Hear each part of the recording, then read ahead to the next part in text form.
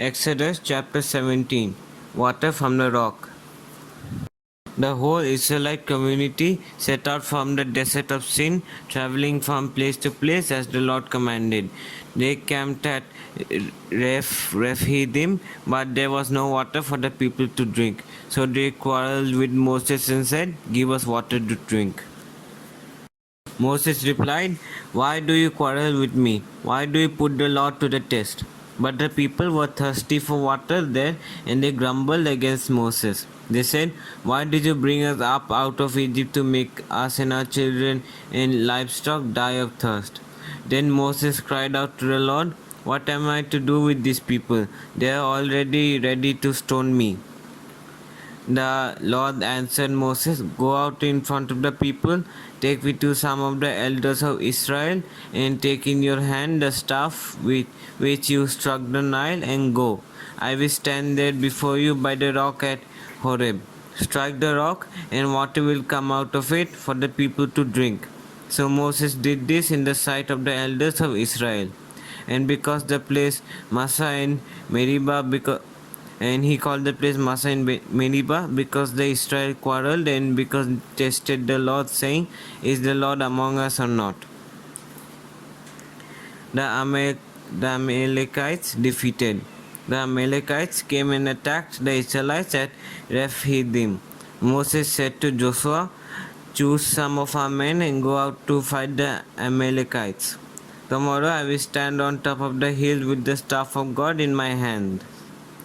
So Joshua fought the Amalekites as Moses had ordered, and Moses, Aaron, and Hur went to the top of the hill.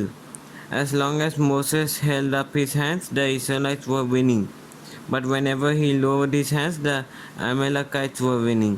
When Moses' hands grew tired, they took a stone and put it under him, and he sat on it. Moses and Hur held his hands up, one on one side and one on the other, so that his hands remained steady till sunset. So Joshua overcame the Amalekite army with the sword. Then the Lord said to Moses, "Write this on a scroll as something to be remembered, and I will make sure that Joshua hears it, because I will completely blot out the name of Amalek from under heaven." Moses built an altar and called it, "The Lord is my banner." He said, "Because hands were lifted against the throne of the Lord will be at war against the Amalekites from generation to generation." Jethro visits Moses. Now Jethro, the priest of Midian and father-in-law of Moses, heard of everything God had done for Moses and for his people Israel, and how the Lord had brought Israel out of Egypt. After Moses had sent away his wife Zipporah, his father-in-law Jethro received her and her 2 sons. One son was named Gershom, for Moses said, "I have become a foreigner in a foreign land." And the other was named Eliezer, for he said, "My father's God was my helper. He saved me from the sword of Pharaoh." Jethro, Moses' father-in-law, together with Moses' sons and wife, came to him in the wilderness, where he camped near the mountain of God. Jethro had sent word to him, "I, your father-in-law Jethro, am coming to you with your wife and her 2 sons." So Moses went out to meet his father-in-law and bowed down and kissed him. They greeted each other and then went into the tent. Moses told his father-in-law about everything the Lord had done to Pharaoh and the Egyptians for Israel's sake, and about all the hardships they had met along the way, and how the Lord saved them all. Jethro was delighted to hear about all the good things the Lord had done for Israel in rescuing them from the hand of the Egyptians. He said, "Praise be to the Lord, who rescued you from the hand of the Egyptians and of Pharaoh, and who rescued the people from the hand of the Egyptians.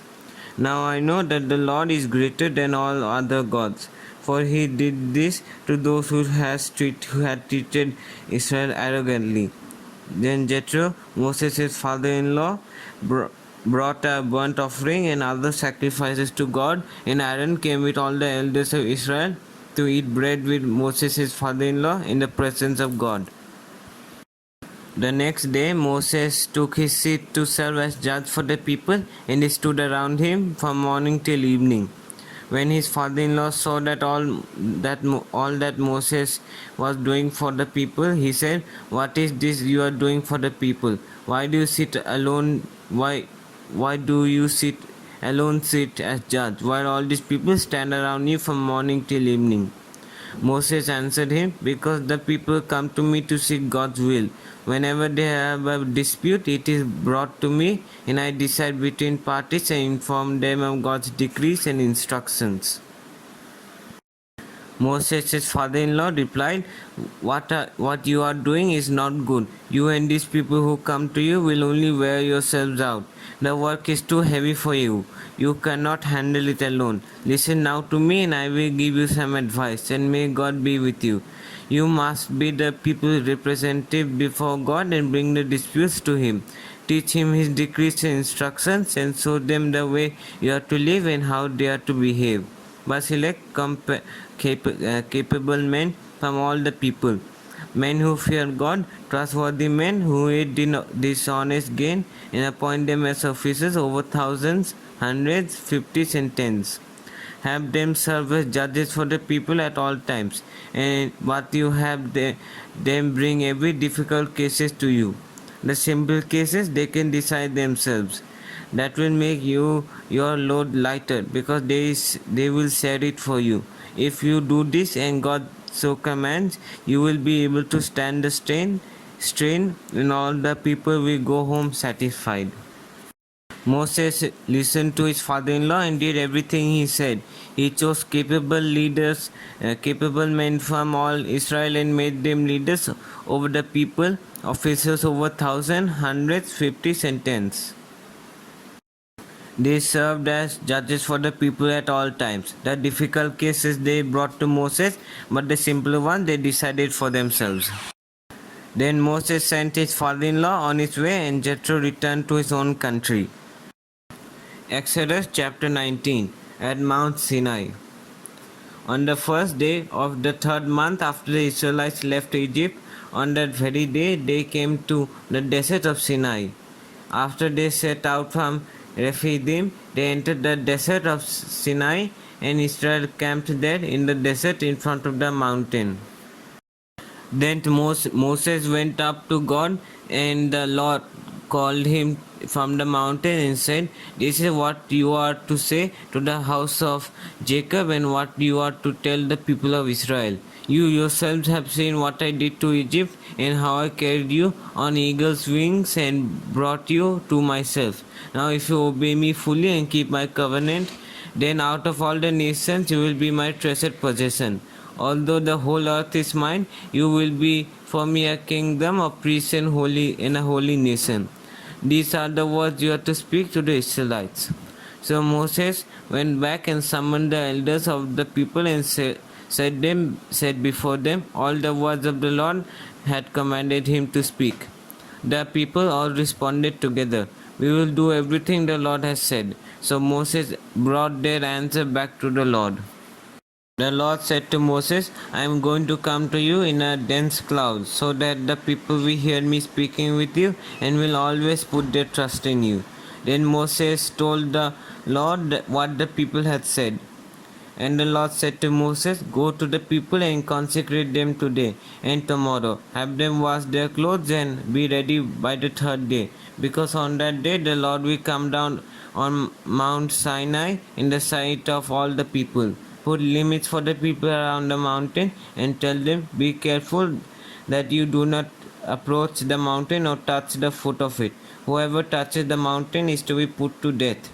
They are to be stoned or shot with arrows, not a hand is to be laid on them. Whether people or animals, they shall not be permitted to live. Only when the ram's horn sounds a long blast may they approach the mountain.'" After Moses had gone down the mountain to the people, he consecrated them, and they washed their clothes.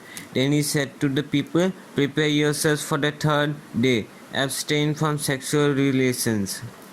On the morning of the third day, there was thunder and lightning, with a thick cloud over the mountain and a very loud trumpet blast. Everyone in the camp trembled. Then Moses led the people out of the camp to meet with God. And they stood at the foot of the mountain. Mount Sinai was covered with smoke, because the Lord descended on it in fire. The smoke billowed up from it like smoke from a furnace, and the whole mountain trembled violently. As the sound of the trumpet grew louder and louder, Moses spoke, and the voice of God answered him. The Lord descended to the top of the mountain, Mount Sinai, and called Moses to the top of the mountain. So Moses went up, and the Lord said to him, "Go down and warn the people, so they do not force their way through to see the Lord, and many of them perish. Even the priests who approach the Lord must consecrate themselves, or the Lord will break out against them." Moses said to the Lord, "The people cannot come up Mount Sinai because you yourself warned us. Put limits around the mountain and set it apart as holy." The Lord replied, "Go down and bring Aaron up with you. But the priests and the people must not force their way to come up to the Lord, or he will break out against them." So Moses went down to the people and told them. Exodus chapter 20, the Ten Commandments. And God spoke all these words: "I am the Lord your God, who brought you out of Egypt, out of the land of slavery. You shall have no other gods before me. You shall not make for yourself an image in the form of anything in heaven above, or on the earth below, beneath, or in the waters below. You shall not bow down to them or worship them. For I, the Lord your God, am a jealous God, punishing the children for the sin of the parents to the third and fourth generation of those who hate me, but showing love to 1,000 generations of those who love me and keep my commandments. You shall not misuse the name of the Lord your God, for the Lord will not hold anyone guiltless who misuses his name. Remember the Sabbath day by keeping it holy. 6 days you shall labor and do all your work, but the seventh day is a Sabbath to the Lord your God.